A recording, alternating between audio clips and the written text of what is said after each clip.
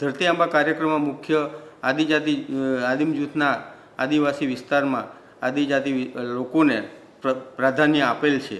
તે મુજબ ગામમાં પણ આવા ગરીબ માણસો હોય તેને પણ જરૂરી લાભો આપવાની વિચારણા હતી। આ કાર્યક્રમ મુજબ 100% લાભ દરેક લાભાર્થીને મળે તેવો ભારત સરકાર અને ગુજરાત સરકારનો ઉદ્દેશ રહેલ છે। ગામના લોકોને વધુમાં વધુ લાભ મળે એવા આવનારા જે કેમ્પો છે તેમાં લાભ લે એવી અમારી અંકલેશ્વર તાલુકાની લાભાર્થીઓને નમ્ર અપીલ છે।